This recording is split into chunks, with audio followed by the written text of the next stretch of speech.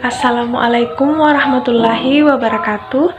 Saya Andi Nurul Aini, peserta Latsar CPNS 2022 Kabupaten Pangkajene dan Kepulauan, Angkatan 4, Kelompok 2, NDH 34.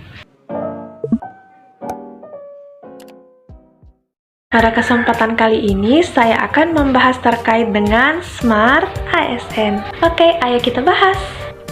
Sebagai seorang ASN, kita harus menjadi Smart ASN di mana kita memiliki dan menguasai cara bermedia digital secara bertanggung jawab.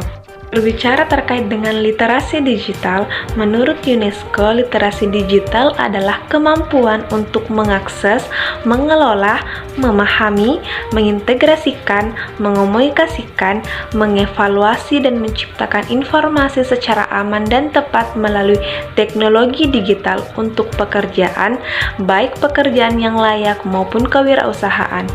Ini mencakup kompetensi yang secara beragam disebut sebagai literasi komputer, literasi TIK, literasi informasi, dan literasi media.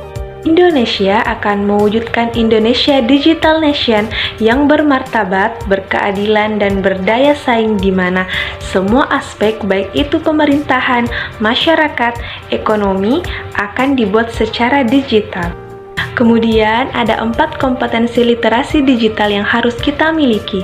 Yang pertama ialah digital skill, ialah kemampuan mengetahui, memahami, dan menggunakan perangkat keras dan piranti lunak TIK, serta sistem operasi digital dalam kehidupan sehari-hari. Yang kedua adalah digital culture, yang artinya kemampuan membaca, menggerakkan, membiasakan, memeriksa, dan membangun wawasan kebangsaan, nilai Pancasila, dan Bhinneka Tunggal Ika dalam keseharian dan digitalisasi kebudayaan melalui pemanfaatan TIK. Ketiga ialah digital etik, yaitu kemampuan menyadari, mencontohkan, menyelesaikan diri, merasionalkan, mempertimbangkan, dan mengembangkan tata kelola etika digital dalam kehidupan sehari-hari. Dan yang terakhir ialah digital safety, yaitu kemampuan mengenali, mempolakan, menerapkan, menganalisis, menimbang, meningkatkan kesadaran perlindungan data pribadi, keamanan digital dalam kehidupan sehari-hari.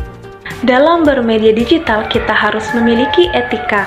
Etika yang dimaksud meliputi kemampuan individu dalam menyadari, mencantumkan, menyesuaikan diri, merasionalkan, mempertimbangkan, dan mengembangkan tata kelola etika digital dalam kehidupan sehari-hari. Ada beberapa etika yang perlu diperhatikan saat bermedia digital. Yang pertama, hati-hati dalam menyebarkan informasi pribadi ke publik. Yang kedua, gunakan etika atau norma saat berinteraksi dengan siapapun di media sosial. Yang ketiga, hati-hati terhadap akun yang tidak dikenali. Yang keempat, pastikan unggahan di media sosial tidak mengandung sara. Yang kelima, manfaatkan media sosial untuk membangun jaringan atau relasi. Yang keenam, pastikan mencantumkan sumber konten yang diunggah. Yang ketujuh, jangan mengunggah apapun yang belum jelas sumbernya. Dan yang terakhir, manfaatkan sosial media untuk menjunjung proses pengembangan diri. Kita sebagai warga Indonesia memiliki hak dalam bermedia digital.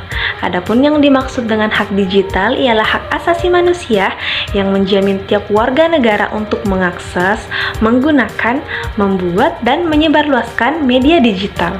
Kita memiliki 3 hak dalam bermedia digital. Yang pertama, hak untuk mengakses. Artinya, kita memiliki kebebasan mengakses internet seperti ketersediaan infrastruktur, kepemilikan dan kontrol layanan penyedia internet, kesenjangan digital, kesetaraan akses antar gender, penapisan, dan blokir. Yang kedua ialah hak untuk berekspresi. Artinya, kita memiliki jaminan atas keberagaman konten, bebas menyatakan pendapat, pengguna internet dalam menggerakkan masyarakat sipil. Dan yang terakhir ialah kita memiliki hak untuk merasa aman.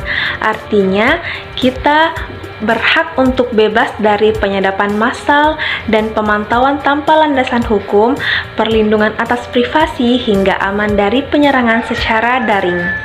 Bicara terkait dengan konten negatif, jadi konten negatif yang membarengi perkembangan dunia digital tentu menyosor para pengguna internet yang substansinya mengarah pada penyebaran kebencian atau permusuhan berdasarkan suku, agama, ras, dan golongan. Contohnya hoax, cyberbullying, atau bahkan hate speech. Demikian pembahasan terkait dengan Smart ASN.